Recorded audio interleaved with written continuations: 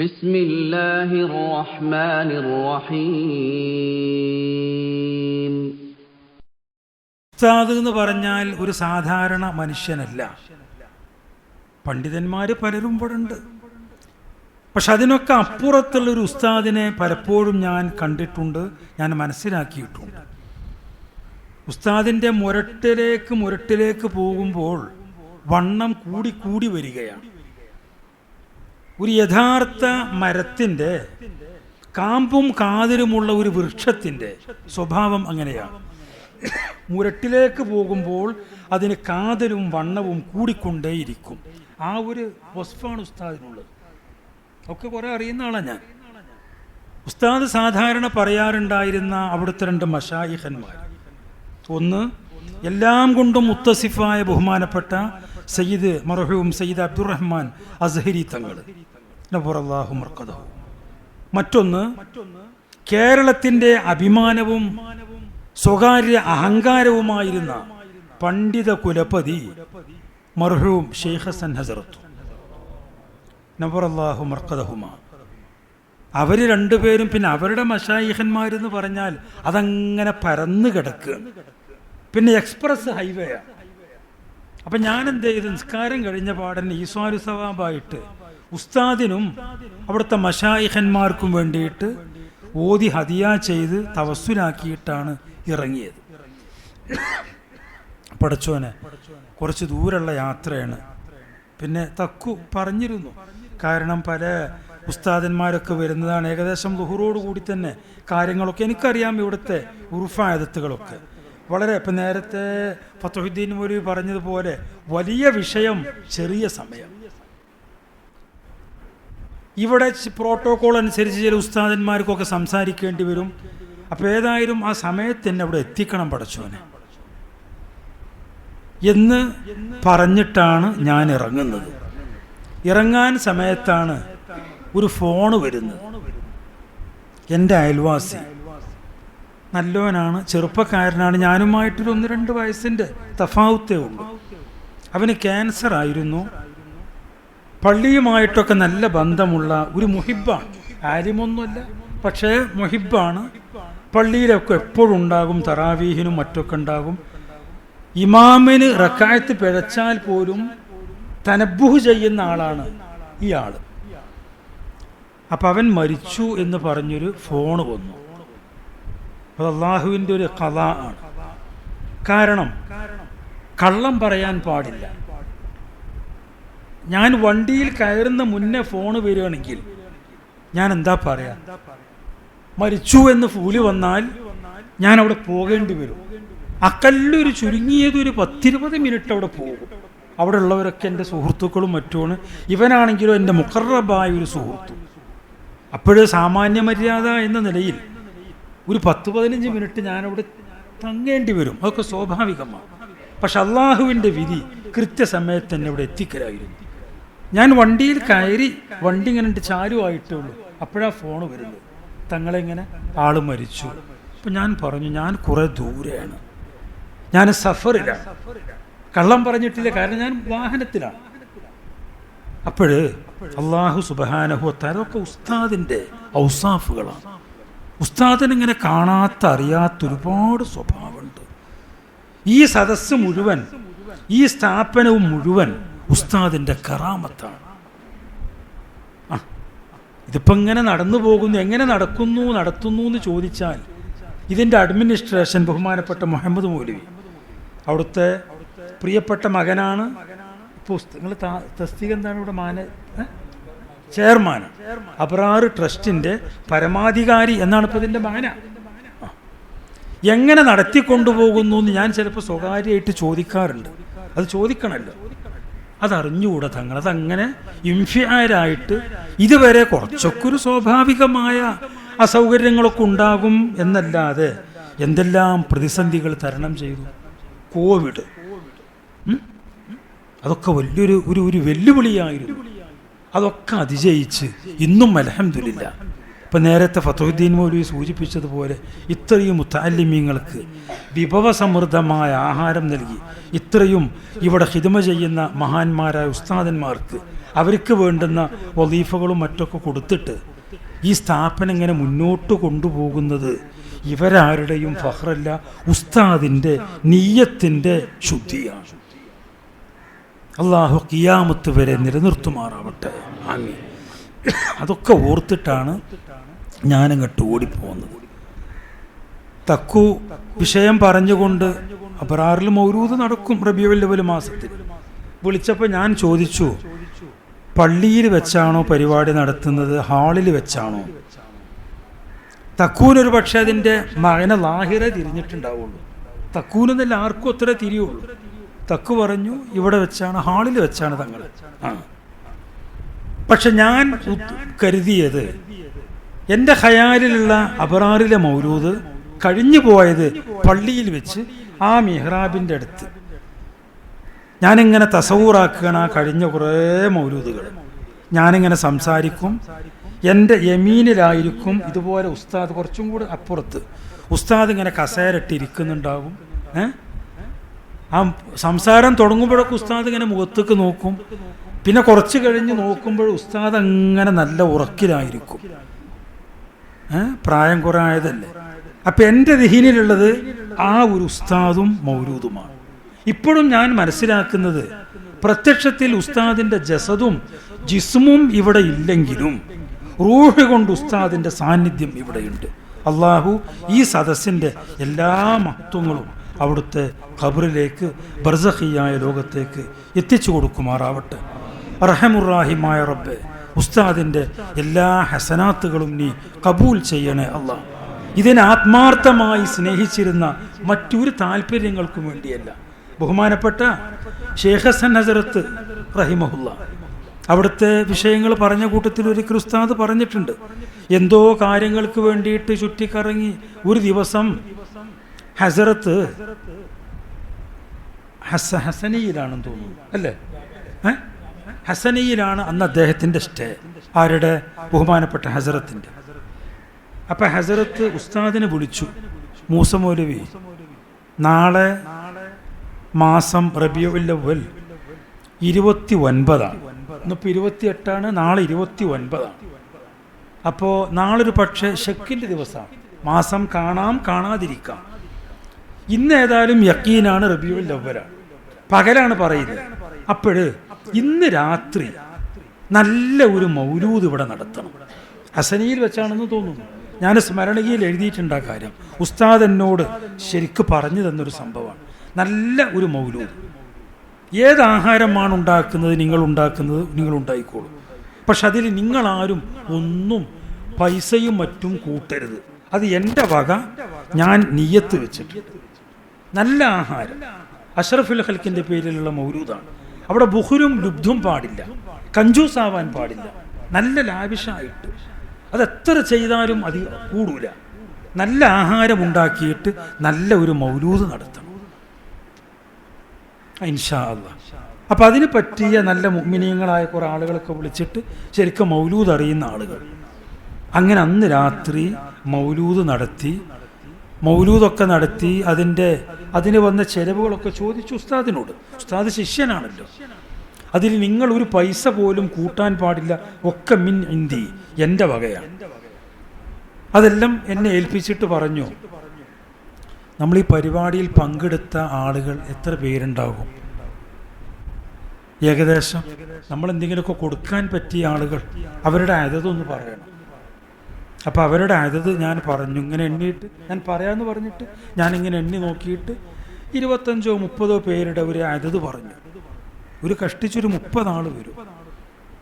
അത് പറഞ്ഞതിന് ശേഷം അത് കേട്ടപ്പോൾ ബഹുമാനപ്പെട്ട ഹസ്രത്ത് എൻ്റെ അടുത്തൊരു സംഖ്യ തന്നിട്ട് പറഞ്ഞു, മൂസ മൗലവി, ഈ കാശ് എനിക്കറിഞ്ഞുകൂടെ, കാശ് ഞാൻ നിങ്ങളെ ഏൽപ്പിക്കുന്നു. ആർക്ക് എത്ര കൊടുക്കണം എന്നുള്ളതൊക്കെ തക്സീം നിങ്ങളുടെ വകയാണ്. ഞാനിത് മുഴുവൻ നിങ്ങളെ ഏൽപ്പിച്ചു. പിന്നെ ഓരോരുത്തരും എത്രയാണ് അഹില് എന്നുള്ളത് എനിക്കറിയില്ല. ആ ഖിയാർ നിങ്ങൾക്ക് ഞാൻ വിട്ടു തന്നു. ചില ആളുകൾക്ക് 10 കൊടുക്കാം, ചിലർക്ക് 100 കൊടുക്കേണ്ടി വരും. അതിന് തഫാവുത്ത് വരും. അതിൽ ഞാൻ കൈയിടുന്നില്ല. ഈ സംഖ്യ ഞാൻ നിങ്ങളെ ഏൽപ്പിച്ചു. ഇത് അഷ്റഫുൽ ഖൽക്കിൻ്റെ പേരിൽ അവിടത്തേക്ക് ഹദിയയായിട്ട് എൻ്റെ വക ആ കുട്ടികൾക്ക്, ആ വന്നവർക്ക് കൊടുക്കണം.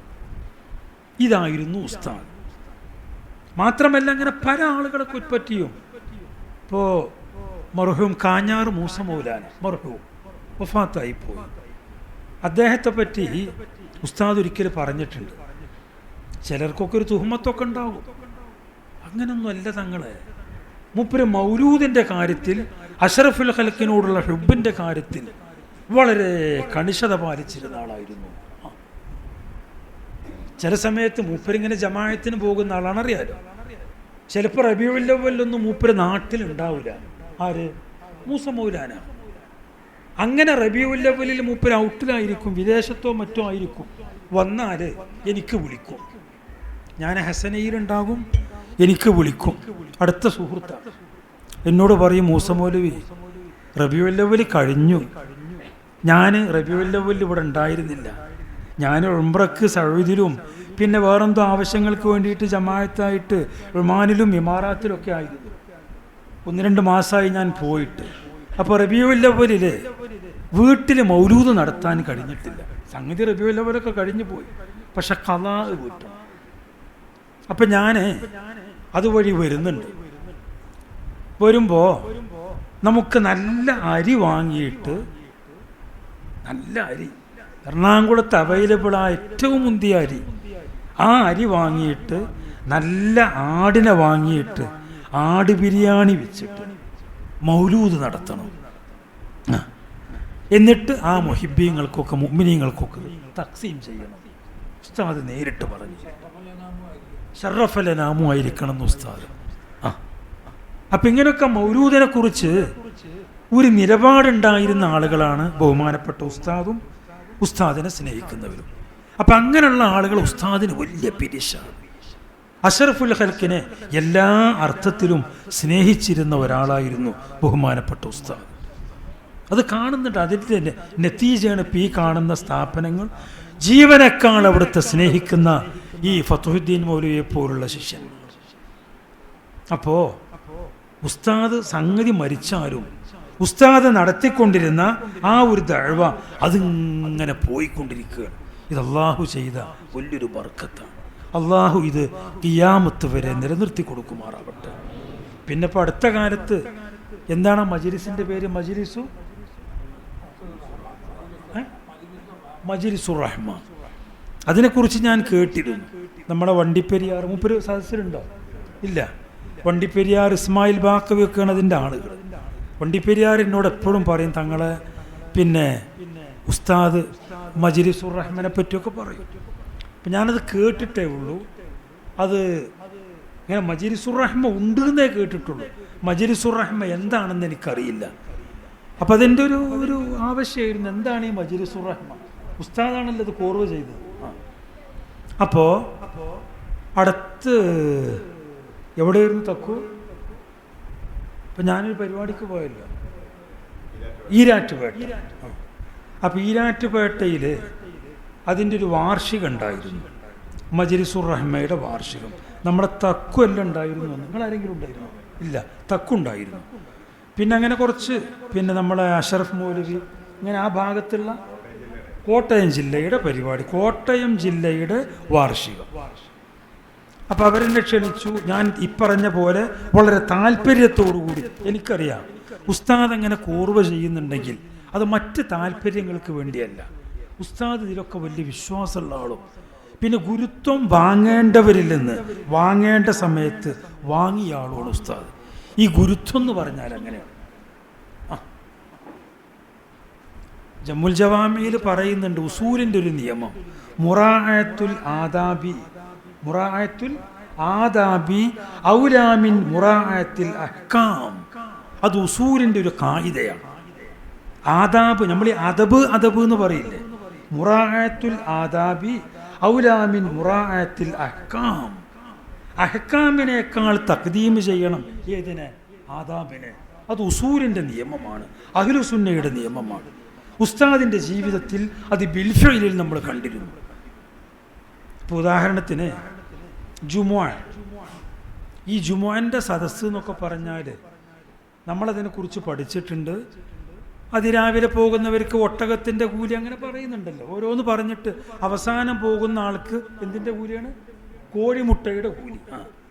അപ്പം ഈ കൂലൊക്കെ പ്രതീക്ഷിച്ചുകൊണ്ട് ഞാൻ രാവിലെ 10 മണിക്ക് തന്നെ ജുമാക്കുള്ള നിയ്യത്തോടു കൂടി കുളിച്ച് നദീഫായി അത്തറൊക്കെ പൂശി സുന്നത്തുകളൊക്കെ മുറായത്ത് ചെയ്തുകൊണ്ട് ഞാൻ ജുമാക്ക് പോയി. 10:30 മണിക്ക് തന്നെ പോയിട്ടുണ്ട്. പള്ളി തുറന്നിട്ടേ ഉള്ളൂ. അവ്വൽ സൊഫിൽ ഏറ്റവും അഫ്ളലായ സ്ഥലത്ത് പോയിട്ടിരുന്നു. അപ്പോൾ കൂലിങ്ങനെ കിട്ടിക്കൊണ്ടേ ഇരിക്കുകയാണ് എനിക്ക്. അത് പൂർണ്ണമാവണമെങ്കിൽ എന്ത് വേണം? ജുമാ നമസ്കാരം കഴിഞ്ഞ് സലാം വീട്ടണം. അപ്പോഴല്ലേ ജുമാ ആകുള്ളൂ. അങ്ങനെ ഞാൻ അവിടെ ഇരിക്കുകയാണ്. ഏതിനു വേണ്ടി? ഈ അഹ്കാമിനെ മുറായത്ത് ചെയ്തുകൊണ്ട്. ഇത് ഫിഖ്ഹിന്റെ നിയമമാണ്. ഏത്? ഈ പറഞ്ഞതൊക്കെ നേരത്തെ പോവുക, ഒന്നാമത്തെ സൊഫ്, ഇമാമിൻ്റെ ഖരീബൻ ഫഖരീബൻ എന്നൊക്കെ പറയുന്നുണ്ടല്ലോ, അതൊക്കെ ഫിഖ്ഹിന്റെ നിയമങ്ങളാണ്. അപ്പം ഈ ഫിഖ്ഹിന്റെ നിയമങ്ങളൊക്കെ പാലിച്ചുകൊണ്ട് ഞാൻ അവിടെ ഇങ്ങനെ ഇരിക്കുകയാണ്. അങ്ങനെ ബാങ്ക് വിളിക്കാറായിട്ടുണ്ട്. അപ്പോൾ ഏകദേശം പള്ളി ഫുള്ളായി. ഒന്നാമത്തെയും രണ്ടാമത്തെയും അകത്തെ പള്ളി പുറത്തെ പള്ളി ഒക്കെ ഫുള്ളായി. പിന്നെ സ്പേസ് ഉള്ളത് ഞങ്ങളുടെ നാട്ടിലൊക്കെ ഹൗലും പെരാന്നാ പറയല്. എന്താ പറയല്? ഇവിടെ എന്താ പറയല്? ഹൗലും പെരാന്ന് പറയുന്നത്. അതായത് ഹൗലിൻ്റെ ആ പരിസരം ഉണ്ടല്ലോ, അവിടെ അത്ര വൃത്തിയൊന്നും ഉണ്ടാവില്ല. ആളുകളിങ്ങനെ ഒതുകൊടുത്ത് കയറി പോകുന്ന അത്ര വൃത്തിയൊന്നും ഉണ്ടാവില്ല. അഴുക്കും ചളിയൊക്കെ ഉണ്ടാവും. ഞാനാണെങ്കിലോ നല്ല ഡ്രസ്സൊക്കെ മാറ്റി ഇസ്തിരിയിൽ ഇങ്ങനെ പോയിരിക്കുക. അവിടെ ഇങ്ങനെ ഇരിക്കുമ്പോൾ പിന്നെ സ്ഥലം അവിടെ ഉള്ളൂ. എവിടെ? ഹൗലും പെരയിൽ എന്ന് പറഞ്ഞാൽ അത്ര നദീഫല്ലാത്ത, ഒരു മുഴത്തവരല്ലാത്ത സ്ഥലം. അത്ര ഇനി അവിടെ സ്പേസ് ഉള്ളൂ. അങ്ങനെ ഇരിക്കുമ്പോഴാണ് മസല, ഞാനൊരു ഉദാഹരണം പറയാം. മുക്രി പള്ളിയിലെ മുഅദ്ദിനുണ്ടാവില്ല. മുഅദ്ദിൻ എന്ന് പറഞ്ഞാൽ ഓൾറൗണ്ടറാണ്. അയാൾക്കൊരു സ്ഥിരം ഇരിപ്പിടല്ല. അയാൾക്ക് ബുക്കഡായ ഒരു സ്ഥലം അവിടെ ഉണ്ട്. അപ്പം അയാൾക്ക് പള്ളി ടോട്ടൽ എന്ത് ചെയ്യുക? കറങ്ങാം. മുക്രി വന്നിട്ട് പറഞ്ഞു, തങ്ങളെ ഉസ്താദ് ഉണ്ട് വരുന്നു. മസല, ഞാനൊരു ഉദാഹരണം പറയാം. എൻ്റെ ഉസ്താദ് വരുന്നുണ്ട്. ഉസ്താദ് എന്ന് പറഞ്ഞാൽ ഉമ്മയും പാപ്പയും കഴിഞ്ഞാൽ പിന്നെ ആരാണ്? ഉസ്താദാണ്. തങ്ങൾ ഉസ്താദ് വരുന്നുണ്ട്, ഒതുടുക്കുന്നുണ്ട് എന്ന് പറഞ്ഞു. അപ്പം ഞാനവിടുന്ന് ഞെട്ടി എഴുന്നേറ്റ് വേഗം എഴുന്നേറ്റ് ഉസ്താദ് എവിടെയെന്ന് ചോദിച്ചാൽ അവിടെ ഹൗദും ഒതുടുക്കുന്നുണ്ടെന്ന് പറഞ്ഞു. അപ്പം ഞാൻ ചെയ്യേണ്ടത് എന്താണെന്നറിയോ? ഞാൻ ഓടിപ്പോകണം. ഉസ്താദ് വന്നു എന്ന് കേട്ടല്ലോ. ഞാൻ ഓടിപ്പോയിട്ട് ഉസ്താദിനെ കൈപ്പിടിച്ച് കൊണ്ടുവരണം. കൊണ്ടുവന്നിട്ട് ഞാനിരിക്കുന്ന ഈ അഫ്ളലായ സ്ഥലത്ത് ആരിരുത്തണം? ഉസ്താദിനെ ഇരുത്തണം. എന്നിട്ട് ഞാൻ ഹൗദും പെരയിൽ, അപ്പം നമ്മൾ നേരത്തെ പറഞ്ഞ മുഴുത്തവറായ സ്ഥലത്ത് പോയിട്ട് നിസ്കരിക്കണം. ഇതാണ് അഹ്ലുസുന്നയുടെ അഖീദയും വിശ്വാസവും. അതാണ് ഉസൂലിൽ പറഞ്ഞ ആ നിയമം. മുറാഅത്തുൽ ആദാബി ഔലാ മിൻ മുറാഅത്തിൽ അഹ്കാം. ആദാബിനെ അഹ്കാമിനേക്കാൾ മുറാഅത്ത് എന്ന് പറഞ്ഞാൽ അതിനെ തഖ്ദീം ചെയ്യണം. അപ്പം ഞാനവിടെ അഹ്കാം നോക്കിയിട്ട് അവിടെ തന്നെ ഇരിക്കുക. കാരണം ഇവിടെ ഇരുന്നാലേ എനിക്ക് ആ അഫ്ളലിൻ്റെ കൂലി കിട്ടുള്ളൂ. അത് ഹുക്കുമാണ്, അത് ഫിഖാണ്. ഫിഖിനേക്കാൾ ചിലപ്പോൾ എന്ത് ചെയ്യണം? നമ്മൾ ആദാബിനെ മുറാഅത്ത് ചെയ്യേണ്ടി വരും. നീട്ടി പറയുന്നില്ല. ഇതിൻ്റെ പ്രായോഗിക രൂപമായിരുന്നു ബഹുമാനപ്പെട്ട ഉസ്താദ്. അത് ജീവിതത്തിൻ്റെ തുടക്കം മുതൽ വഫാത്ത് വരെ ഉസ്താദ് മുറാഅത്ത് ചെയ്തിരുന്നു. ഇതൊക്കെ ഉസ്താദിൻ്റെ ശിഷ്യന്മാർ, ഉസ്താദിൻ്റെ സ്മരണിക, അത് വായിച്ചാൽ ഉസ്താദിൻ്റെ ഒരു ഏകദേശ ചിത്രം നമുക്ക് കിട്ടും. പിന്നെ വായിക്കുക മാത്രമല്ല, ഞാൻ കുറേ കണ്ടതാണല്ലോ ഉസ്താദ്. എന്നെക്കാൾ കണ്ട ഇവർക്ക് അതിനേക്കാൾ പറയാനുണ്ടാകും. ഇപ്പം തങ്ങളെ ഫോണൊക്കെ വരുമ്പോൾ തങ്ങളെ ഉസ്താദിന് വലിയ കാര്യമാണ്. മർഹൂം അസ്ഹരി തങ്ങൾ നവറല്ലാഹു മർഖദഹു കാറിൽ യാത്ര ചെയ്യുമ്പോൾ, ഉസ്താദ് കാറിൽ എവിടെയോ യാത്ര ചെയ്യുകയാണ് തെക്ക് ഭാഗത്ത്. അപ്പോഴാണ് തങ്ങളുടെ ഫോണ് വരുന്നത്. എന്തോ ആവശ്യത്തിന് വേണ്ടിയിട്ട് തങ്ങൾ വിളിക്കുകയാണ്. തങ്ങൾ ഉസ്താദിനെ കാണുന്നില്ല, ഫോണിലൂടെയുള്ള ബന്ധമേ ഉള്ളൂ. അപ്പം തങ്ങളെ ഫോണ് വന്ന സമയത്ത് ഉസ്താദ് വണ്ടി നിർത്താൻ പറയണം ഡ്രൈവറോട്. വണ്ടി നിർത്തിയിട്ട് ശരിക്കും ഒരു ഉസ്താദിൻ്റെ ഒരു ശിഷ്യൻ എനിക്ക് പറഞ്ഞു തന്നതാണ്. വല്ലാഹി ഈ സദസ്സിനെ സാക്ഷിയാക്കി പറയണം ഞാൻ. വണ്ടി നിർത്താൻ പറഞ്ഞിട്ട് ഡോറ് തുറന്നിട്ട് ഉസ്താദ് വെളിയിലിറങ്ങിയിട്ട് ഉസ്താദ് നിൽക്കുന്നു. പിന്നെ നിന്നുകൊണ്ടാണ് സംസാരം. അങ്ങനെ ഇതൊന്നും അറിയില്ല. ഈ വണ്ടിയിൽ ഒരു 3-4 പേരുണ്ട്, ഡ്രൈവറുണ്ട്, ഈ പറഞ്ഞ ഈ ആലിമും ഉൾപ്പെടെ കുറച്ച് ശിഷ്യന്മാരുണ്ട്. അങ്ങനെ ഫോണ് സംസാരം കഴിഞ്ഞ് ഉസ്താദ് വണ്ടിയിൽ വന്നിരുന്നു. വണ്ടി വിടാൻ പറഞ്ഞു. പിന്നെ അങ്ങോട്ടൊന്നും ചോദിക്കാൻ പാടില്ലല്ലോ, അവർ ഉസ്താദന്മാരല്ലേ. അപ്പൊ ഉസ്താദ് ഇവരുടെ സംശയ നിവാരണം എന്നോണം പറയണം. ബഹുമാനപ്പെട്ട തങ്ങളുടെ ഫോണായിരുന്നു വന്നിരുന്നത്. തങ്ങളുടെ ഫോണാണ് വന്നിരുന്നത്. തങ്ങളുടെ ഫോണ് വരുമ്പോൾ ഞാനെങ്ങനെ ഇരുന്നു കൊണ്ട് സംസാരിക്കുക? തങ്ങളെ ബഹുമാനിക്കണ്ടേ? ഉസ്താദ് പറഞ്ഞതാണ്. അപ്പോ ഉസ്താദ് ഇതൊക്കെ നേടിയത് അവിടുത്തെ ആദാബ് കൊണ്ടും വിനയം കൊണ്ടും. റസാനത്തുൽ ഇൽമി മൻ കാനത്ത് തുസഖിലുഹു യംശി ബിഹാ ഖാദിഅൻ മിഖ്ദാറ അസ്ഖാലി. റസാനത്തിന്റെ ആദ്യത്തെ വരിയാണതല്ലേ.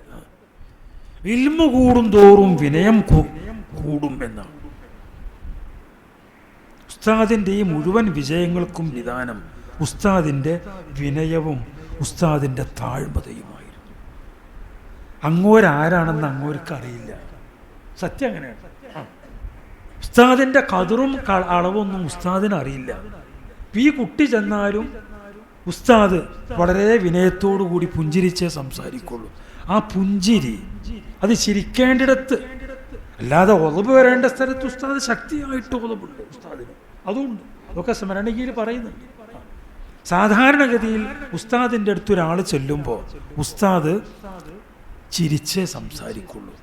അവസാനമായിട്ട് നേരെ ചൊവ്വേ ഹയാത്ത് കാലത്ത് ഉസ്താദിനെ ഞാൻ കാണുന്നത് ഒരു ദിവസം ഉസ്താദിൻ്റെ വഫാത്തിൻ്റെ ഏകദേശം ഒരു 1.5 തഖരീബൻ ഒരു 2 മാസം മുന്നെയാണ്.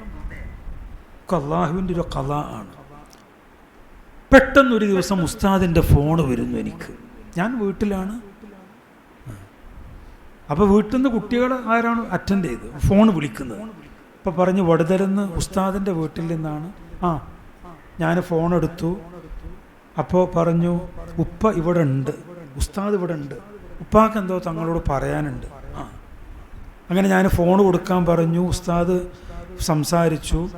അപ്പോൾ ഉസ്താദിന് ഫോണിലൊക്കെ സംസാരിക്കുമ്പോൾ ഒരു ഉസ്താദ് 86 വയസ്സായ ഒരാളല്ലേ, ആ ഒരു ഗ്യാപ്പ് ഉണ്ടാകും. അപ്പോൾ ഉസ്താദ് സംസാരത്തിൽ പറഞ്ഞത്, തങ്ങൾ എനിക്കൊന്ന് കാണാൻ ആഗ്രഹമുണ്ട്, ഇപ്പം വെയ്യ തങ്ങൾ, ക്ഷീണമുണ്ട്, യാത്ര ഒന്നും അങ്ങനെ കൂടുതൽ ചെയ്യാറില്ല, മക്കളും തന്നെ കൂടുതൽ അങ്ങനെ യാത്ര ചെയ്യാൻ നിങ്ങളാരും സമ്മതിക്കാറുമില്ല, കാരണം ഉസ്താദ് തഴ്ബാനാണ്. അപ്പം എനിക്ക് തങ്ങളെ കാണാനൊരു ആഗ്രഹമുണ്ട്, എന്താണ് വഴി? തങ്ങളിനി ഇത് വഴി വരുന്നുണ്ട് എപ്പോഴെങ്കിലും ഈ തെക്ക് ഭാഗത്ത് വലിയ പരിപാടികൾ? അപ്പം ഞാൻ പറഞ്ഞു ഉസ്താദ് പരിപാടികളൊന്നുമില്ല, പറഞ്ഞു വെച്ച പരിപാടികളൊന്നും അടുത്തൊന്നുമില്ല, അങ്ങനെ കാണണമെന്ന് ആഗ്രഹം ഉണ്ടെങ്കിൽ ഞാനൊരു ദിവസം അങ്ങോട്ട് വരാം. അൽഹംദുലില്ലാ, തങ്ങൾ വരുമ്പോൾ ഒന്ന് വിളിച്ചു വരണം. എനിക്കറിയാം അതിൻ്റെ മയൻ എന്താന്നുള്ളത്. അപ്പോൾ പിന്നെ ഞാൻ വിളിച്ചാൽ ഉസ്താദിന് ചില സ്വഭാവങ്ങളുണ്ട്. ഈ വിരുന്നുകാർ വരുമ്പോൾ, പ്രത്യേകിച്ച് തങ്ങന്മാരൊക്കെ വരുമ്പോൾ ഉസ്താദ് നല്ല കോളും കോശമൊക്കെ ഉണ്ടാക്കും, ആഹാരം കൊടുക്കുക. ഈ ത്വാഴമ് എന്ന് പറഞ്ഞാൽ വലിയ ടേസ്റ്റാണ് ഉസ്താദിന്. വൈരിത്തറക്കുണ്ടാ സ്വഭാവം. നമ്മളെ വൈരിത്തറ മൂലില്ല, ഇപ്പം ഞാൻ അനുഭവിച്ച ആളാണ്. വൈരിത്തറക്കുണ്ട്. അപ്പോൾ ആയിക്കോട്ടെ ഉസ്താദ്, ഞാൻ വിളിച്ചേ വരൂ. അങ്ങനെ ഞാൻ എന്ത് ചെയ്ത്, സ്വകാര്യത്തിൽ ഒരു ദിവസം, ഒഴിവുള്ളൊരു ദിവസം ഞാനിങ്ങനെ ഷെഡ്യൂൾ ചെയ്തു. അപ്പം എൻ്റെ പ്ലാൻ എന്താണ്, വൈകുന്നേരം ഇവിടെ എത്തണം എന്ന് പറഞ്ഞാൽ ആഹാരത്തിൻ്റെ സമയം അല്ല, രാത്രി ആകുന്നതിന് മുൻപ് ഇവിടുന്ന് തടി സലാമത്താക്കുകയും വേണം. ഇത്ര മാത്രമേ ഉള്ളൂ. ഉസ്താദിൻ്റെ ആ വാക്ക്, ആഗ്രഹം, അതൊന്ന് സാധിക്കുക. കാണണം എന്നാണല്ലോ, അതിലൊക്കെ ഒരുപാട് മാനകളുണ്ടാവും നമ്മൾക്കറിയാത്ത. അങ്ങനെ ഞാൻ ഡ്രൈവറോട് പറഞ്ഞു, ഇങ്ങനെ ഒരു ദിവസം നമ്മൾക്ക് പോവാനുണ്ട്, ഉസ്താദിനെ കാണാനാണ് എന്നൊക്കെ അവനോട് ആദ്യം പറഞ്ഞിരുന്നു. പോരുന്ന അന്ന് ഇറങ്ങുന്ന സമയത്ത് എനിക്കറിയാം ഉസ്താദ് എവിടെയും പോവില്ല, ഉസ്താദ് വീട്ടിലുണ്ടാകും, ഉസ്താദിനെ കാണലാണല്ലോ ഇദാത്ത് മഖ്സൂദ്. അങ്ങനെ പോരുന്ന അന്ന് പോരുമ്പോൾ ഞാൻ ഉസ്താദിനെ വിളിച്ചു. ഉസ്താദ് പറഞ്ഞിട്ടുണ്ടല്ലോ തങ്ങൾ വരുമ്പോഴൊന്നും അറിയിക്കണം. അപ്പം ആ വാക്ക് സാധിക്കാവാൻ വേണ്ടിയിട്ട് ഞാൻ ഉസ്താദിനോട് പറഞ്ഞു, ഉസ്താദെ സുഖല്ലേ, റാഹത്തല്ലേ, ആ തങ്ങളെ സുഖമാണ്, എവിടെ പോവാനാ, ഞാൻ വീട്ടിൽ തന്നെ ഉണ്ട്. ഉസ്താദെ ഞാനിന്ന് വൈകിട്ട് മിക്കവാറും അവിടെ വരും. തങ്ങൾ ഞാൻ സമയമൊന്നുമില്ല, ഞാനങ്ങനെ വരും, രാത്രിയോട് കൂടിയിട്ട് ഞാനങ്ങനെ എത്തും ഇൻഷാ അല്ലാഹ്. അങ്ങനെ ഞാനിവിടെ എത്തുമ്പോൾ ഏകദേശം മഗ്‌രിബിൻ്റെ സമയമായിട്ടുണ്ട്. എന്നിട്ടും ഉസ്താദ് എനിക്ക് വേണ്ടി ചില ചെറിയ ചെറിയ സ്നാക്സുകളും മറ്റൊക്കെ ഉണ്ടാക്കി തരും വീട്ടുകാരെ കൊണ്ട്. ഉസ്താദിൻ്റെ ആ ഒരു തറവാടിത്താണ് ഞാൻ ചിന്തിക്കുന്നത്. അത് ഉസ്താദിൻ്റെ എന്താണ് ആ പുസ്തകത്തിൻ്റെ പേര്? ഉസ്താദിൻ്റെ ആത്മകഥ എന്താണ്? റൗളത്തുൽ അഖ്ബാർ. അതിൽ A to Z എഴുതിയിട്ടുണ്ട് ഉസ്താദ്. ഞാനതും വായിച്ചിട്ടുണ്ട്. അപ്പം ഇവരുടെ കുടുംബം എന്ന് പറഞ്ഞാൽ എന്താണ് ആ കുടുംബത്തിൻ്റെ പേര്? കണ്ണന്തറ. ഇവർ പഴയ ഒരു വിഭാഗമാണ്. ഈ കണ്ണന്തറ എന്ന് പറഞ്ഞാൽ ഈ ത്വാം ഇവർക്ക് വലിയ ഇഷ്ടമാണ്.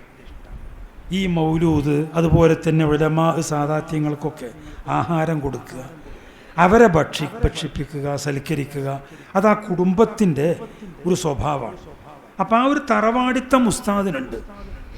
അപ്പം അന്ന് ഉസ്താദ് വന്ന് കുറേ നേരം സംസാരിക്കാനായിരുന്നു ഉസ്താദിനെ വിളിച്ചത്, വെറുതെ. അങ്ങനെ ഉസ്താദ് ഞാൻ പറഞ്ഞു ഉസ്താദ് ഞാൻ പോട്ടെ, സമയം കുറേ ആയി, രാത്രി എനിക്ക് വീട്ടിലെത്തണ്ട. അല്ല തങ്ങൾ അങ്ങനെ പോകാൻ പറ്റില്ല, കുറേ ചെറിയൊരു ചായയും ഒരു കൂട്ടാനൊക്കെ ഉണ്ട്. അങ്ങനെ കുട്ടികളത് കൊണ്ടുവന്ന് വെച്ചു, മേശപ്പുറത്ത് വെച്ചു. ഉസ്താദും ഞങ്ങളെ കൂടെ ഇരുന്നു. ഉസ്താദിനെന്ന് ഭക്ഷണമൊന്നും കഴിക്കാനൊന്നും പറ്റാത്തൊരു പ്രത്യേക അവസ്ഥ. എന്നിട്ടും ആ കൊണ്ടുവന്ന എല്ലാ പ്ലേറ്റിൽ നിന്നും ഓരോരോ പീസ് എടുത്ത് കഴിച്ചു. ഉസ്താദും ഒരു ഗ്ലാസ് ചായ കുടിച്ചു. വളരെ നല്ല ഒരു പ്രൗഢിയുള്ള തറവാടിയുടെ സ്വഭാവത്തോടെയാണ് ഉസ്താദ് സലാം പറഞ്ഞ് യാത്രയാക്കി. ഞാനും ഡ്രൈവറും മാത്രമേ ഉള്ളൂ. അങ്ങനെ പോരുമ്പോൾ എൻ്റെ ഡ്രൈവർ പറഞ്ഞൊരു വാക്കുണ്ട്.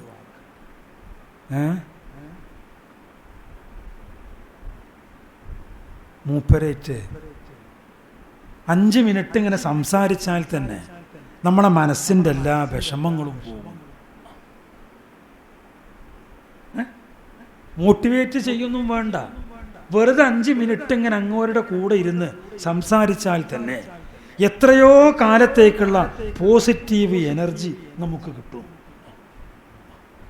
ആ ചിരിയും ആ ഒരു സംസാരം, എന്ത് മല പോയി പറഞ്ഞാലും ഉസ്താദ് ഇത് മഞ്ഞാക്കി മാറ്റും. അതായിരുന്നു ഉസ്താദിൻ്റെ പ്രത്യേകത.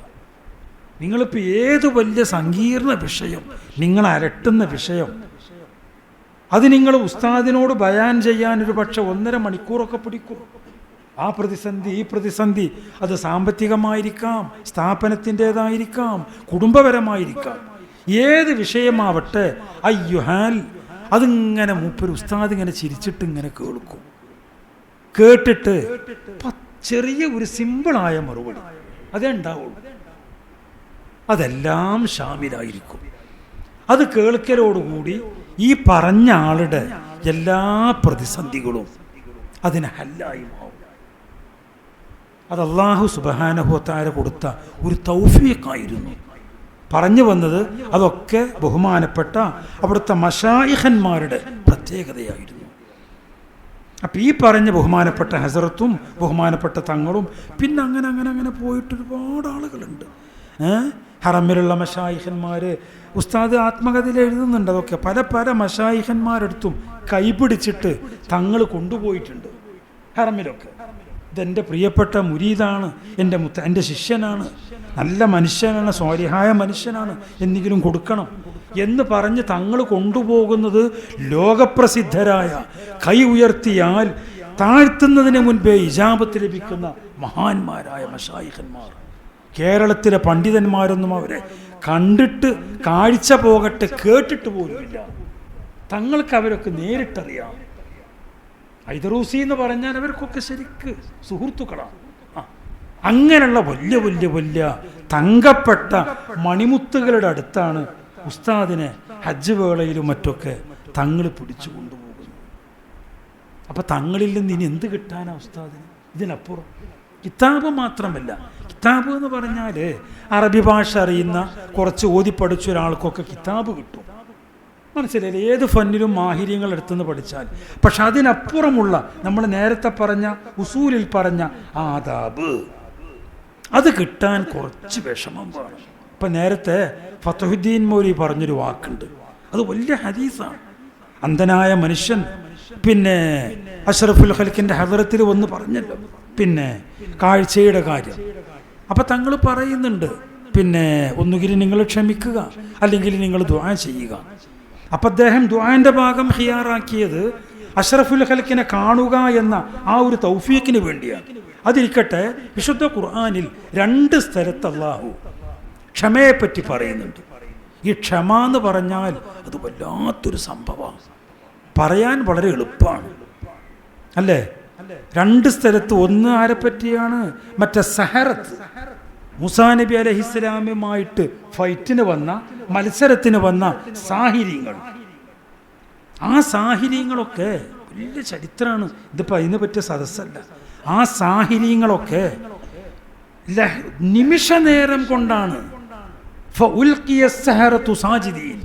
അതിനൊക്കെ ഇമാം റാസി കൊടുക്കുന്ന അർത്ഥം സുബ്ഹാനല്ലാഹ്. അവിടെ ഖുർആന്റെ പ്രയോഗം നോക്കണം.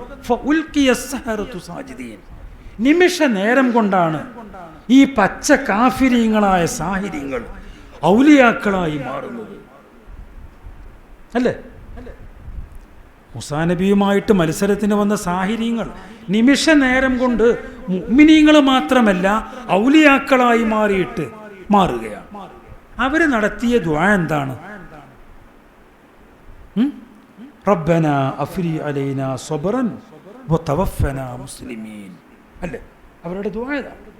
മറ്റൊന്ന്, 2 സ്ഥലത്താണ് ഖുർആനിൽ റബ്ബനാ അഫ്രി അലൈനാ സബ്റൻ വതവഫനാ മുസ്ലിമീൻ. മറ്റൊന്ന് പിന്നെ എനിക്ക് പെട്ടെന്ന് ഓർമ്മ വരുന്നില്ല. പിന്നെ ദാവൂദിനെ ഖത്തര, അങ്ങനെയാണ് ഖത്തര ദാവൂദു ജാലൂത്ത, ആ സംഭവം പറയുന്നിടത്ത് അവിടെയും ഇതുപോലെ തന്നെയാണ്. പച്ച കാഫിര്യങ്ങളാണ് നിമിഷ നേരം കൊണ്ട് ഔലിയാക്കളായി മാറുന്നത്. അവർ നടത്തിയ ദുആ റബ്ബനാ അഫ്രി അലൈനാ സബ്റൻ വസബ്ബിത് അഖ്ദാമനാ വൻസുർനാ അലൽ ഖൗമിൽ കാഫിരീൻ. അപ്പം ഈ 2 സ്ഥലത്തും ദുആയിൽ അവർ മുന്നോട്ട് വെക്കുന്നത് റബ്ബനാ അഫ്രി അലൈനാ സബ്റൻ എന്നാണ്. ഈ സബ്ർ എന്ന് പറഞ്ഞാൽ ഇന്നമാ യുവഫ സ്വാബിറൂന ബിഗൈരി ഹിസാബ്.